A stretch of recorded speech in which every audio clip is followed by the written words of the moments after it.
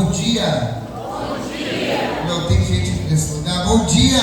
Bom dia. Olha para quem está do seu lado aí e fala assim: bom dia, meu irmão. Dá um abraço assim de ladinho nele, assim, vai. Que coisa boa. Pergunta para ele assim: você dormiu bem ou não? Dormiu ou não dormiu? Mais ou menos.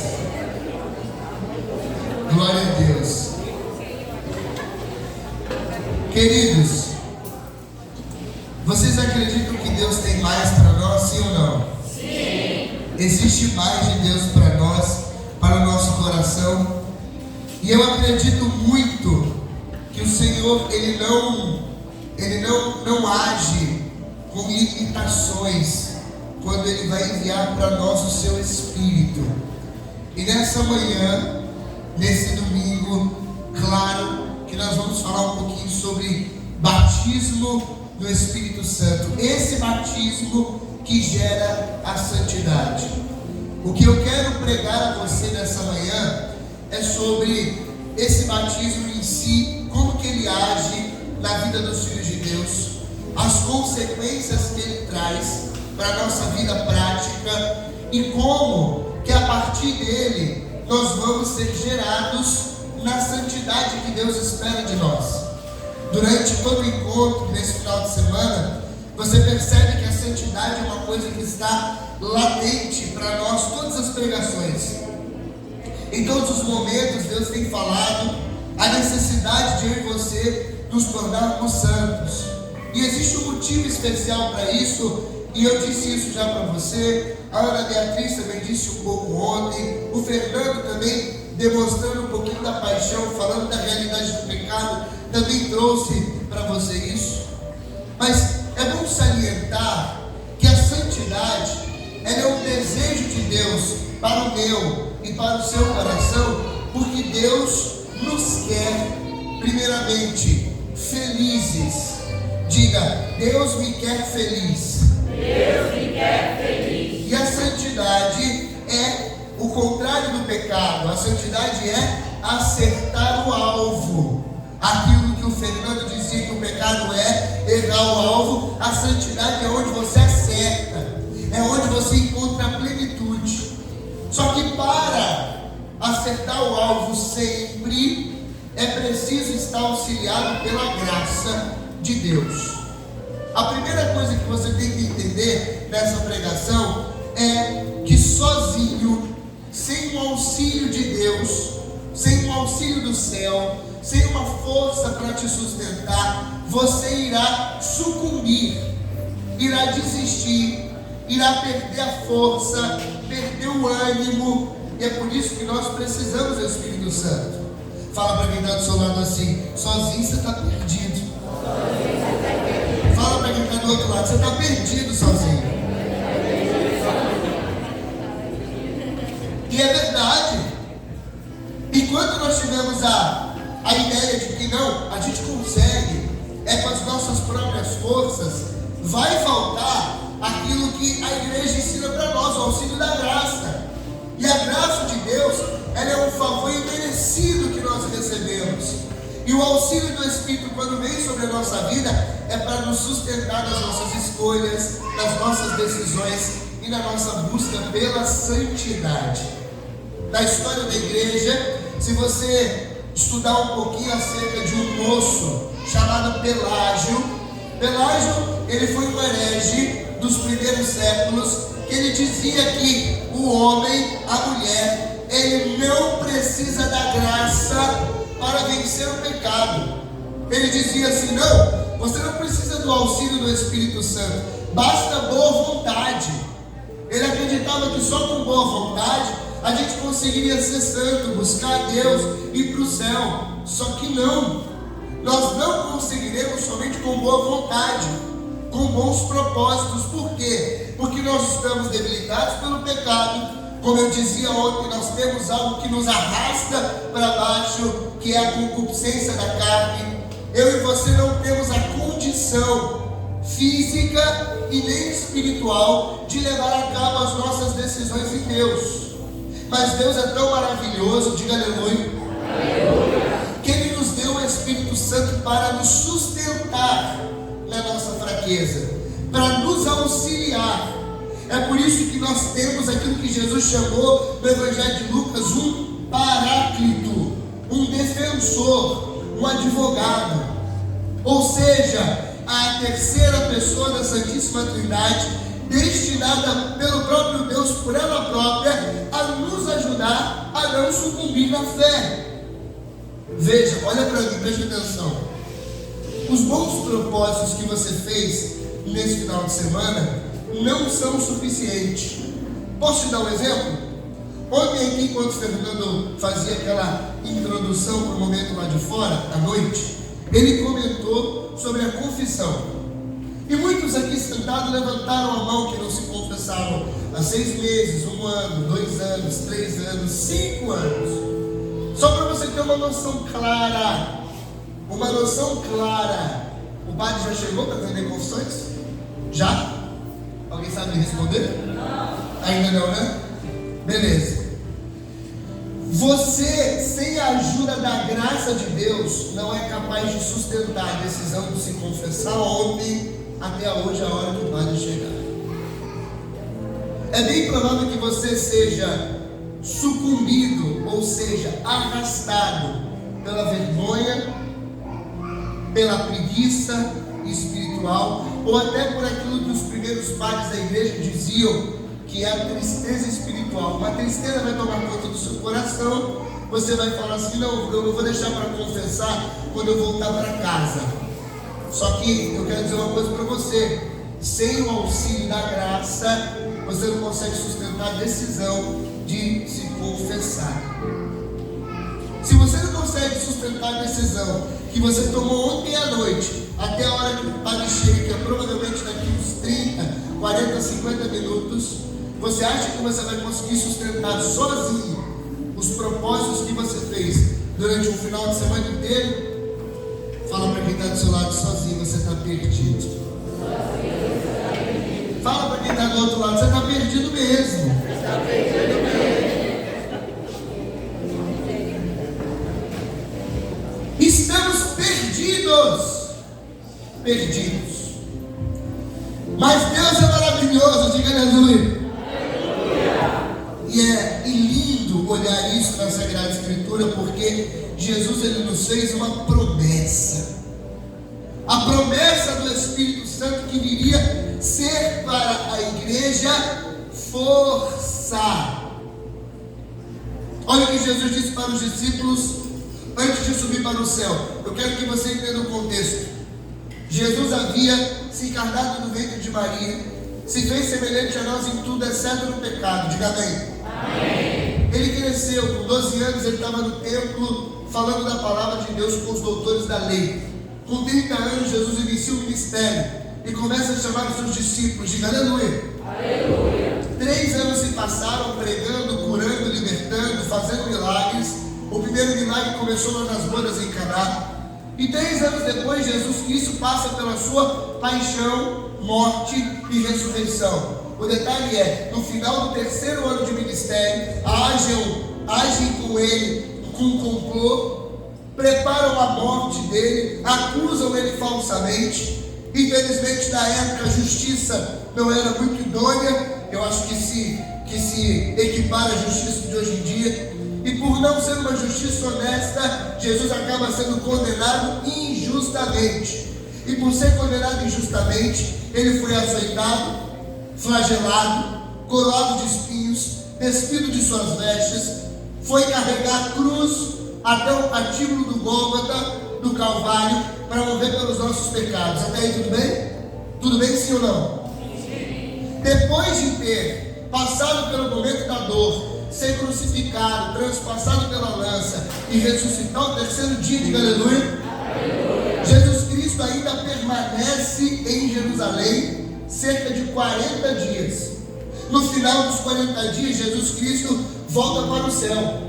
É aquele texto que está lá escrito em Atos dos Apóstolos, capítulo 1, aonde com os discípulos reunidos, Jesus começa a subir em alto, em poder e glória e avivamento. os anjos olhando para os homens da Judéia, diz assim: olha, esse mesmo Jesus que vocês viram subir em poder e glória, vai descer da mesma maneira da sua segunda vinda. Mas antes de subir, olha aqui para mim, antes de subir, ele fez uma promessa. No 40º dia, no dia de número 40, ele faz uma promessa, antes de subir para o céu: ei, discípulos, permaneçam em Jerusalém. Nos próximos 10 dias, é óbvio que ele não disse a quantidade de dias, eu estou dizendo porque nós sabemos que foi 10 dias. Fiquem em Jerusalém alguns dias, porque eu vos enviarei aquele que eu havia prometido. Quem que ele havia prometido? Você não lembra? Um dia Jesus estava com Pedro, Tiago e João, e ele começou a olhar para os discípulos e fazer um discurso de partida. O discurso de partida de Jesus é mais ou menos assim: eu vou morrer, eu vou sofrer, mas eu vou voltar para o Pai. Aí Pedro diz assim para Jesus: Senhor, eu nunca vou permitir que mal algum me aconteça. E Jesus: Pedro, é melhor você ficar quieto, porque até que o galo cante, você vai ter me negado 3 vezes. Mas Pedro acreditava que defenderia o mestre até o final. Eu estou contextualizando para você. Depois que Jesus dá esse discurso, e Pedro dá esse discurso de defensiva a Jesus com essa resposta, Jesus olhou para Pedro e disse assim: só tem um detalhe, é melhor que eu vá. E Pedro olhando para Jesus pensando: o que é melhor do que ter o Senhor perto de mim? E o Senhor está dizendo que é melhor que o Senhor vá. Eu caminho contigo, eu vejo o Senhor curar, libertar, tocar os enfermos, eu vejo o Senhor ensinando, inclusive ensinando coisas que contrariam a minha vontade humana, como amar os inimigos, como rezar por aqueles que nos perseguem. O que é melhor do que ter o Senhor ao meu lado? Pergunta Pedro a Jesus. E Jesus completa a palavra dizendo assim: é melhor que eu vá. Pedro se revolta: como assim é melhor que o Senhor vá? Como assim é melhor que o Senhor vá e nos deixe sozinhos, nos deixe órfãos? E Jesus ele completa dizendo assim: é melhor que eu vá, porque se eu não for, ele não virá. Aí Jesus olha assim para Pedro, fica de pé um pouquinho. É melhor que eu vá, Pedro, porque se eu não for, ele não virá. E Pedro: você está louco, Jesus, porque o que é melhor do que ter o Senhor do meu lado? Eu estou tocando no Senhor, Jesus. Não, Jesus não toca no Pedro, não. Eu estou tocando no Senhor, Jesus. Jesus também não andava com Bíblia assim, não, estava tudo na cabeça. O que é melhor do que o Senhor, Jesus? Jesus também não usava, ele curaria assim. Não, Senhor, o que é melhor do que ter o Senhor do meu lado, Jesus? O que é melhor do que isso aqui, ó? Pensa, gente. Pedro andava assim com Jesus, ó. Oh, glória. Oh, glória. Não, olha só. Pedro andava assim para guiar o cego de Jesus.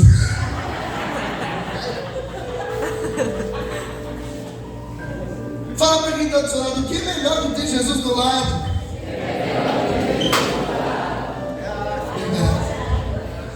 Volta aqui, filho, volta aqui. Eu não vim para ser servido, eu vim para servir. Obrigado, Jesus. O que é melhor do que isso, cara? Aí Jesus olha para Pedro: agora você vê o seu Jesus. E Jesus olha para Pedro e diz assim: é melhor que eu vá, porque se eu não for, Pedro, ele não virá. Aí Pedro olha para Jesus e fala: o Senhor está louco? Está louco? Eu estou com o Senhor do meu lado, eu toco no Senhor, eu te vejo, o Senhor caminha do meu lado, Jesus. E Jesus olha para Pedro e diz assim: é melhor que eu vá, porque se eu não for, Pedro, ele não vai vir. E Jesus poderia dar uma resposta para ele, porque a Bíblia diz em 1 Coríntios 10:13, 3:16, que nós somos templos do Espírito Santo. Amém ou não? Amém. O Espírito Santo está dentro de nós. Porque é isso que Jesus poderia responder para Pedro. Melhor do que eu estar do teu lado fisicamente, é o meu Espírito andar dentro de você. Você nem aplaudiu, foi ridículo. Não. O Senhor está louco, Jesus. Quem é melhor do que ter o Senhor do meu lado? E Jesus responde para Pedro: melhor do que ter eu do teu lado é ter o meu Espírito morando dentro de você.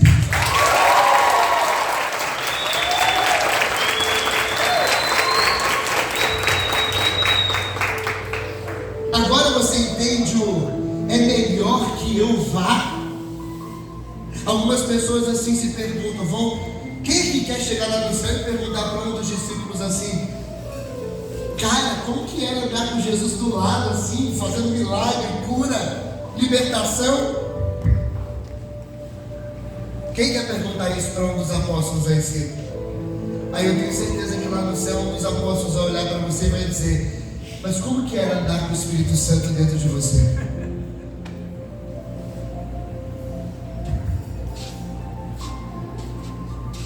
Porque sozinhos o próprio Cristo sabia que os discípulos iriam sucumbir. É por isso que Jesus disse assim: permanece em Jerusalém, permanece mais um pouco, porque já que eu preciso voltar para o Pai, eu preciso pelo menos deixar uma força para sustentar a decisão de vocês, para que vocês não voltem para trás de novo. É o tema dessa pregação: o batismo do Espírito Santo que gera santidade. Abra sua Bíblia comigo em Atos capítulo 2.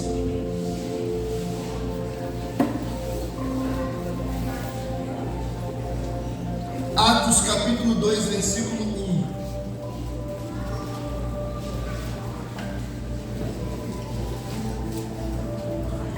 Posso ler sim ou não? Não achou ainda. Atos capítulo 2, versículo 1. Novo Testamento, Atos capítulo 2, versículo 1.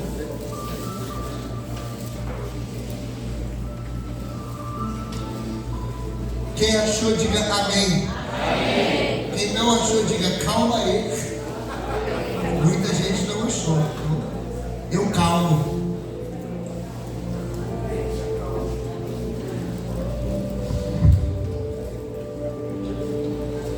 Pronto? Não ainda. Eu aguardo então, calma.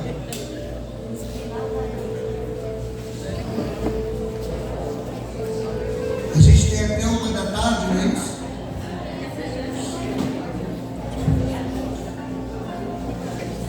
Atos capítulo 2, versículo 1. Faça silêncio em nome de Jesus. Diz assim: chegando o dia de Pentecostes, estavam todos reunidos no mesmo lugar. De repente veio do céu um ruído, como que se soprasse um vento impetuoso, que encheu toda a casa aonde eles estavam sentados. Apareceu-lhes então uma espécie de línguas de fogo, que se repartiram e pousaram sobre cada um deles. Ficaram todos cheios do Espírito Santo e começaram a falar em outras línguas, conforme o Espírito Santo lhes concedia que falasse. Achava-se então em Jerusalém judeus piedosos de todas as nações que há debaixo do céu. Ouvindo aquele ruído, reuniu-se muita gente, maravilhavam-se que cada um ouvia falar na sua própria língua. Profundamente impressionados, manifestavam a sua admiração. Não são porventura galileus todos esses que falam? Como então que nós todos os ouvimos falar, cada um em nossa própria língua materna? Partos, medos, elamitas, os que habitam na Mesopotâmia, a Judéia, a Capadócia, o Ponto, a Ásia, a Frígia, a Panfilha, o Egito, as províncias da Líbia, próximas de Cirene, peregrinos romanos, judeus, prosélitos, cretenses, árabes, Ouvimos publicar em nossas línguas as maravilhas de Deus. Estavam, pois, todos atônitos e sem saber o que pensar, perguntavam uns aos outros o que significariam essas coisas. Outros, porém, escarnecendo, diziam que estavam embriagados com vinho doce. Pedro, então, pondo-se de pé, na companhia dos 11, com voz forte, lhes disse: homens da Judéia, homens do Vem para a Luz 2023, seja isso conhecido de todos e prestai atenção às minhas palavras. Estes homens que estão vendo não estão embriagados como pensais, visto não ser ainda a hora terceira do dia, 9 horas da manhã. Mas cumpre-se aqui o que foi dito pelo profeta Joel: acontecerá nos últimos dias, é Deus quem fala, que derramarei o meu espírito sobre todo ser vivo. Profetizarão vossos filhos e vossas filhas, os vossos jovens terão visões, os vossos anciãos sonharão. Sobre os meus servos e sobre as minhas servas derramarei o meu espírito e profetizarão. Farei aparecer prodígios no céu, milagres na terra, sangue, fogo, vapor e fumaça. O sol se converterá em trevas, a lua em sangue, antes que venha o grande e glorioso dia do Senhor. Então, a partir desse momento, todo aquele que invocar o nome do Senhor será salvo. Palavra do Senhor. Dá um beijo na sua Bíblia. Vamos aplaudir a palavra de Deus bem forte.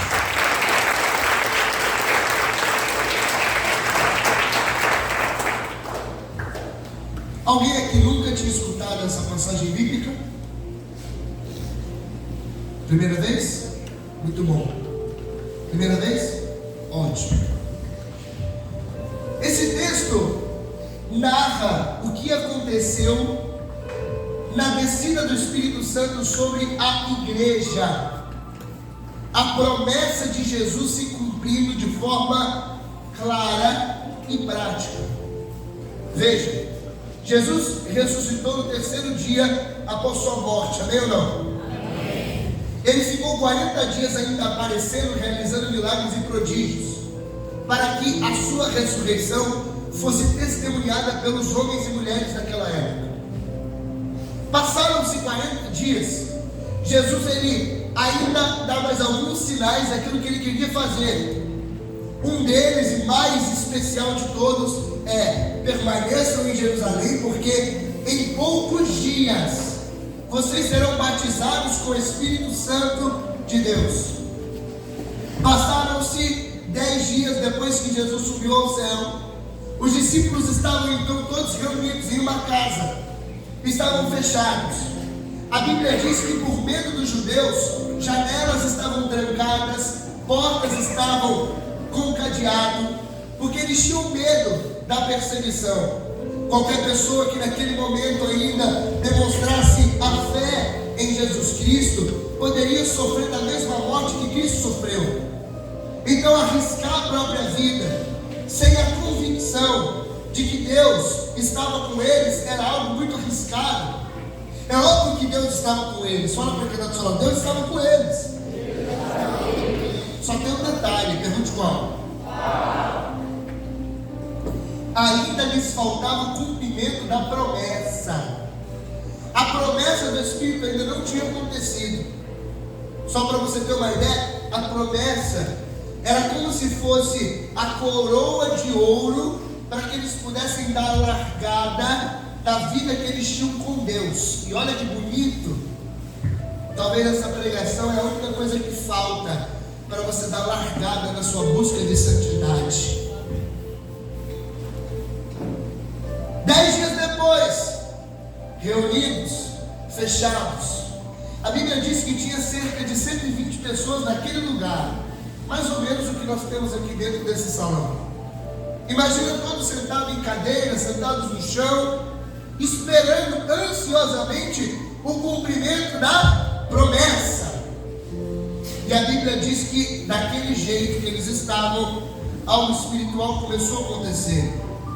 As janelas e as portas foram arrombadas. Arrombadas pelo quê? Por um vento impetuoso que vinha do céu.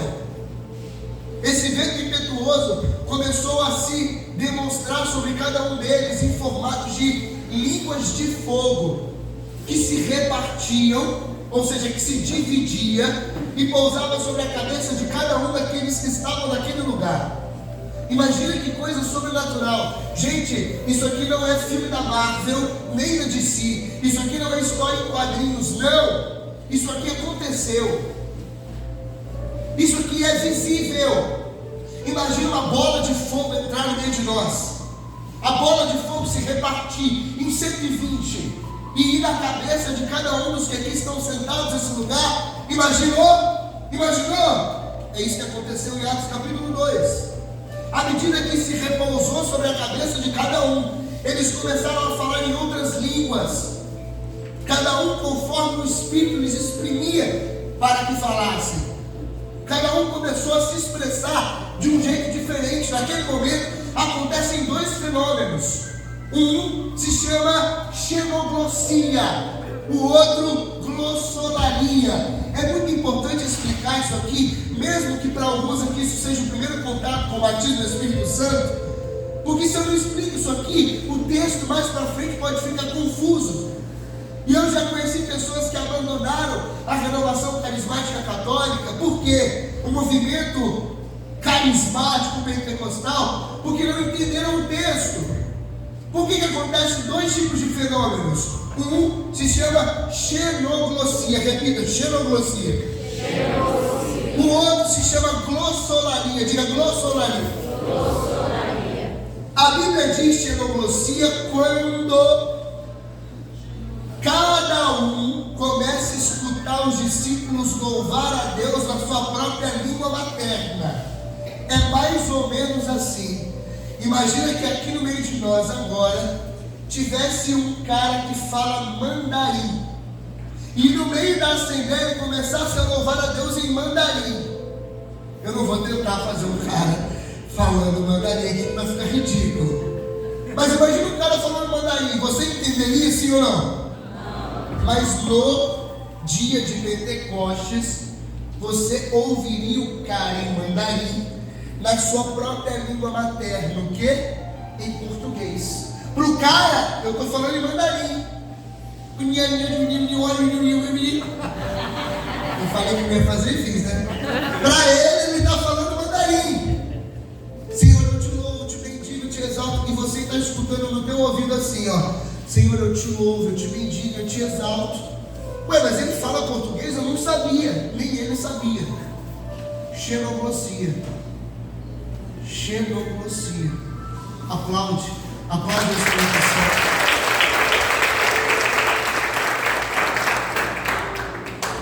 Isso é um carisma espiritual. Diga aleluia. Aleluia. Outro fenômeno é o fenômeno da glossolalia. Só para, antes da gente ir para a glossolalia, a xenoglossia está testificada nas Escrituras que a Bíblia diz que quando eles falavam em cada um a língua que o Espírito lhes exprimia, os de fora escutavam todos a sua própria língua materna.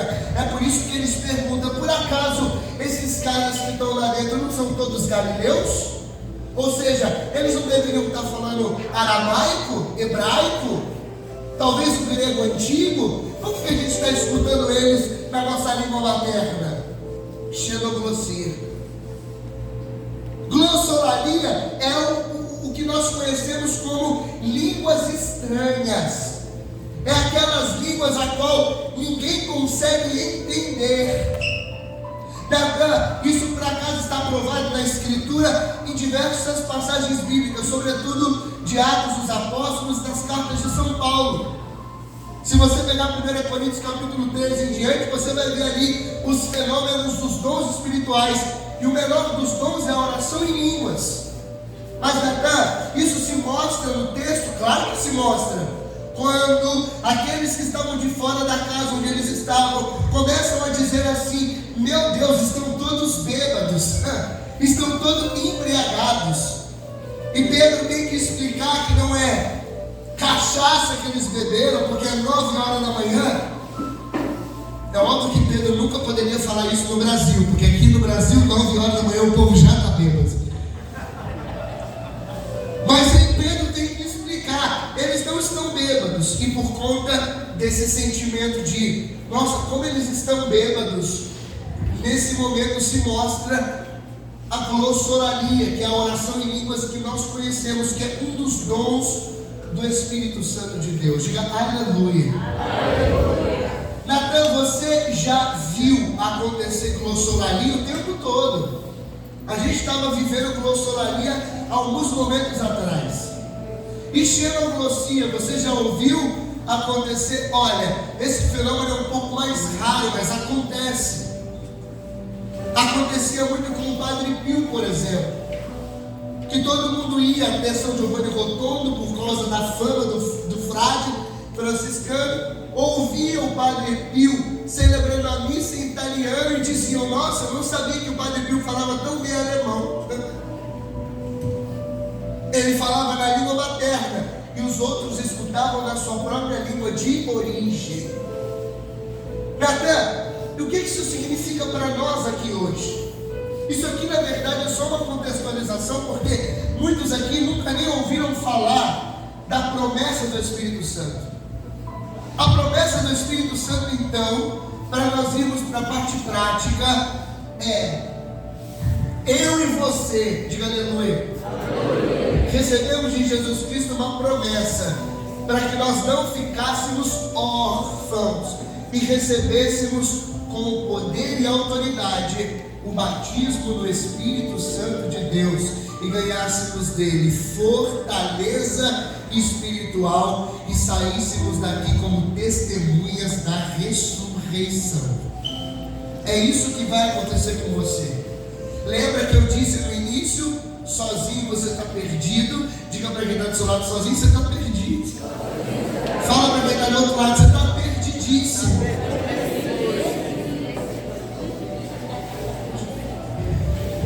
Só tem um detalhe. O detalhe é: você estava perdido porque você estava sozinho, mas Jesus prometeu para os apóstolos e para mim e para você que o Espírito Santo viria para que você nunca mais estivesse sozinho nessa terra.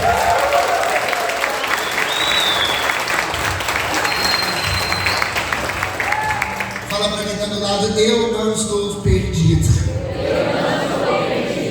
Olha para mim aqui: por que você não está perdido? Porque Deus mandou para você o Espírito Santo de Deus, e você sairá daqui batizado com o Espírito Santo.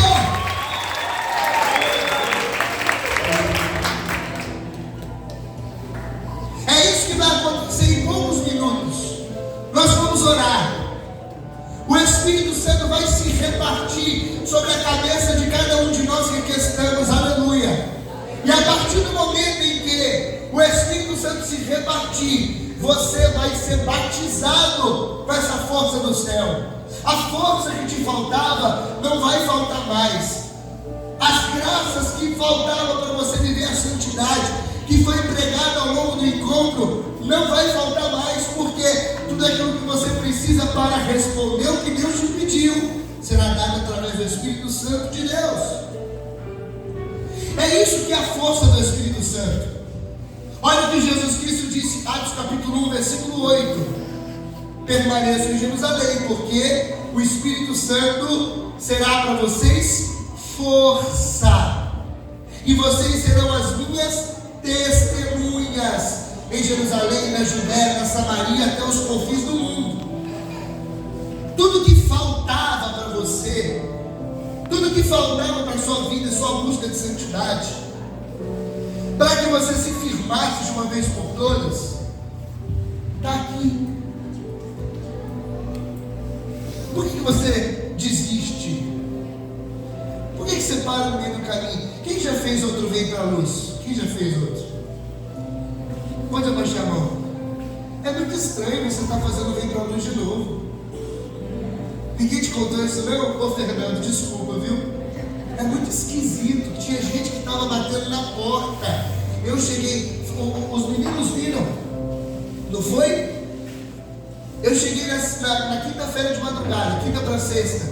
Sexta de manhã, tinha gente lá na porta da comunidade pedindo pelo amor de Deus para a filha participar, para o filho participar, para o sobrinho participar, porque já não tinha mais vaga. E você está fazendo o Ventanos de novo. Você não devia estar fazendo. Meu Deus, o pregador está ferrado, ele nunca mais volta. Falar um troço desse, primeira vez que ele vem, você não devia mesmo. Você deveria estar trabalhando. Você deveria estar agora na cozinha, limpando o banheiro, pregando aqui na frente, tocando aqui atrás da câmera. Você talvez deveria não estar mais aqui sentado. Você está desprezando então, Natan, que eu vim? Não, eu não estou desprezando.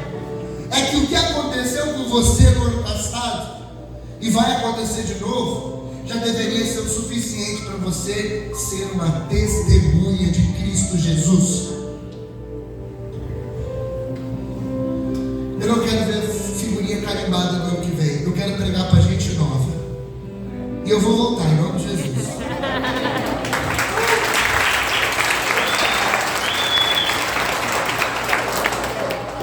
Mas eu quero ver pelo menos aqui, ó, vocês que estão sentados nessas cadeiras me ouvindo, pelo menos na cozinha. Você pode vir para ficar na piscina tomando banho, mas aqui dentro, para ouvir a palavra, é só os mãos. Porque o Espírito Santo já desceu sobre você e vai descer de novo.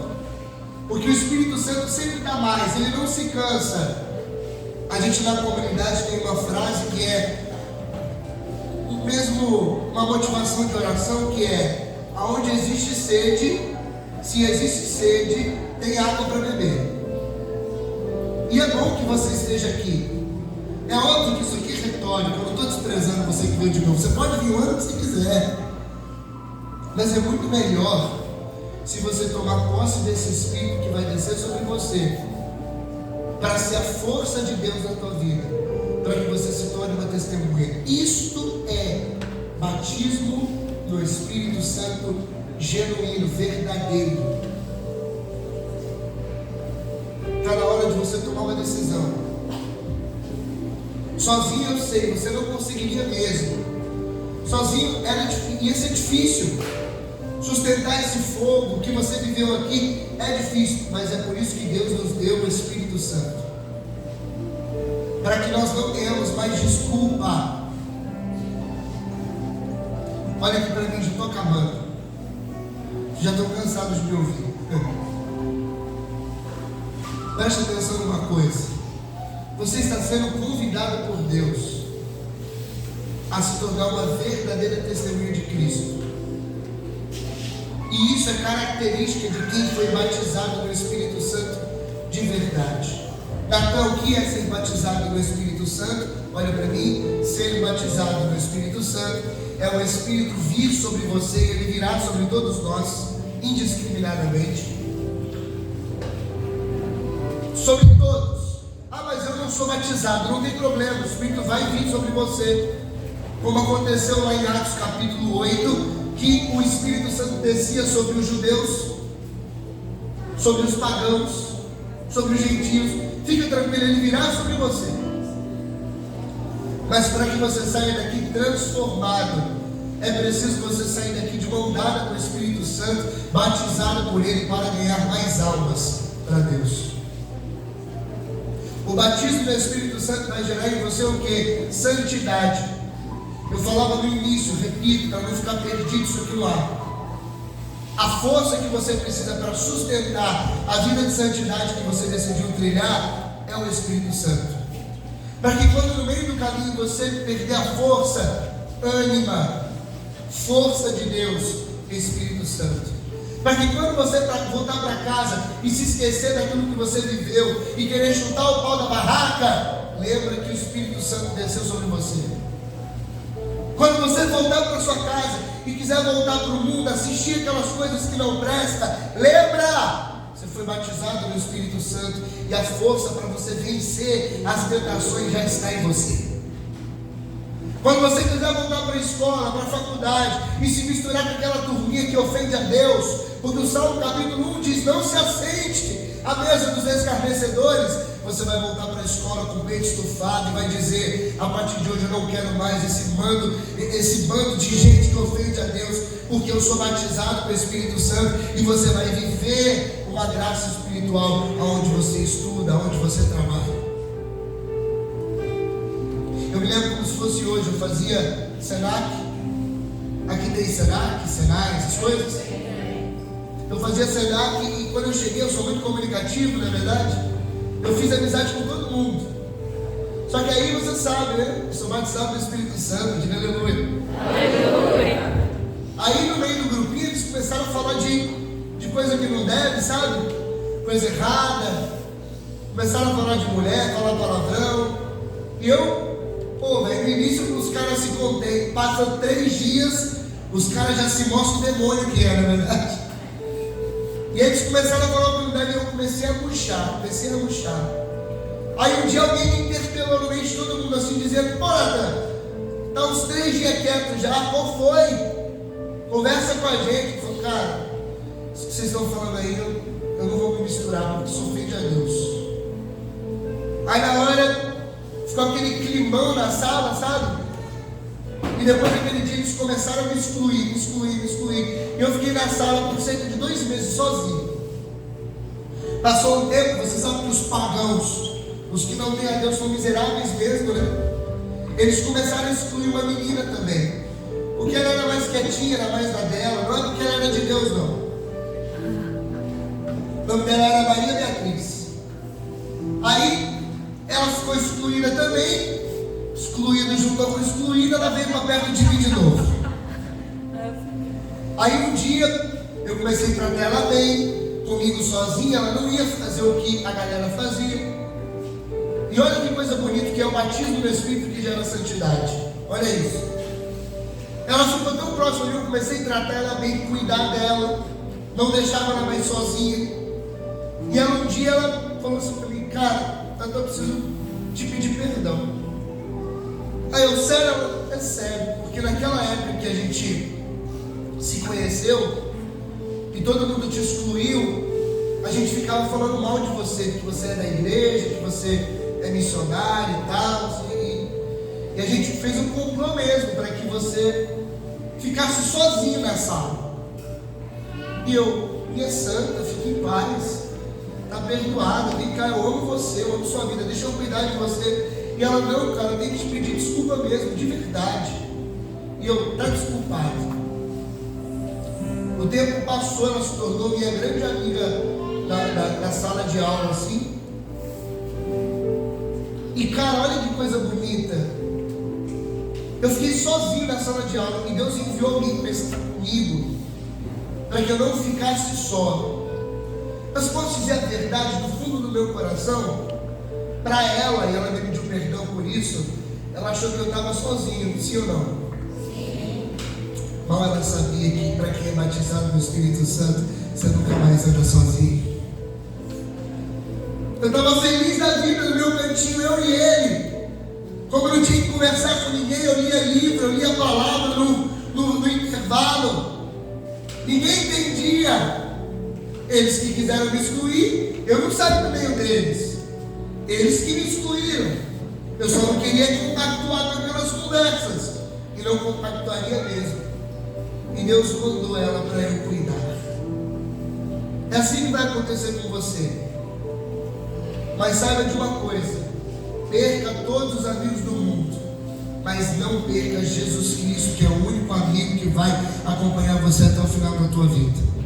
Esteja sozinho no trabalho, na sala de aula, na faculdade, mas não perca a amizade com Deus que você ganhou neste final de semana. Amém?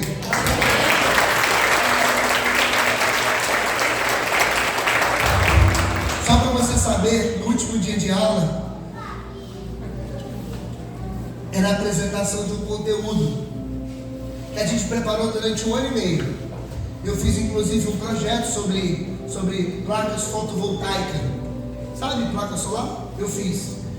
E eu iria embora para a comunidade de vida, isso em 2017. E por conta disso, eu estava me despedindo da turma. A turma ia continuar por mais uns 8 meses e eu iria embora.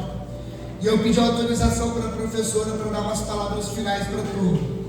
E acredite se quiser, no meu último dia de aula, depois da apresentação, a professora me chamou no meio de todo mundo e falou: Natan, você tem o tempo que você quiser, a gente já tem 1 hora, já acabou as apresentações, faz o que você quiser. Eu preguei as 1 hora que me restou no último dia de aula, contei a minha experiência com Deus, o meu testemunho dentro de casa, e acredite se quiser, até os pagãos no final daquela aula me pediram desculpas, choraram no meu testemunho e disseram que pelo menos queriam ter a coragem de fazer aquilo que eu fazia, de renunciar por amor a Cristo. O testemunho, a fidelidade.